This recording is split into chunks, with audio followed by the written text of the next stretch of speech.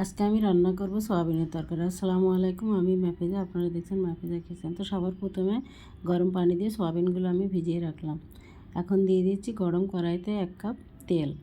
সেই তেলের ভিতরে দিয়ে দিলাম সয়াবিনগুলো আমি লাল লাল করে ভেজে নিলাম। তো সয়াবিনগুলো আমার ভাজা হয়ে গেছে। এখন একটু কড়াইতে তেল দিয়ে দিয়েছি। তেলে দিয়ে দিলাম 2 মিডিয়াম সাইজ পেঁয়াজ কুচি, 2 টমেটো কুচি, কিছু কাঁচা লঙ্কা।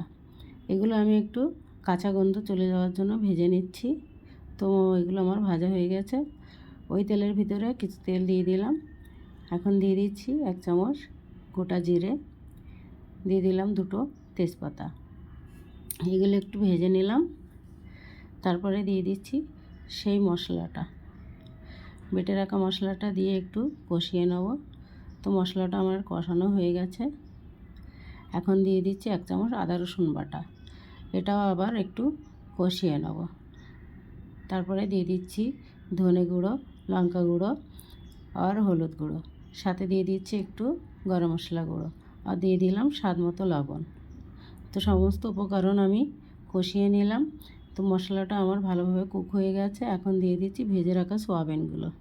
তো সয়াবিনগুলো দিয়ে আমি ভালোভাবে একবার কষিয়ে নেব।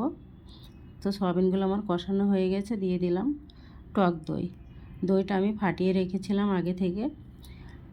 ফাটানো টক দই দিলে একটু ভালো হয়। এখন দিয়ে দিচ্ছি পরিমাণ মতো পানি।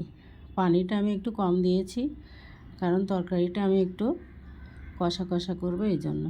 উপর থেকে দিয়ে দিলাম ভাজা জিরের গুঁড়ো, আর দিয়ে দিলাম ধনে পাতা কুচি। তো তরকারিটা আমার একদম রেডি। দেখুন দেখতে কত সুন্দর একটা কালার এসেছে। যেমন দেখতে সুন্দর, তেমনি খেতেও মজা।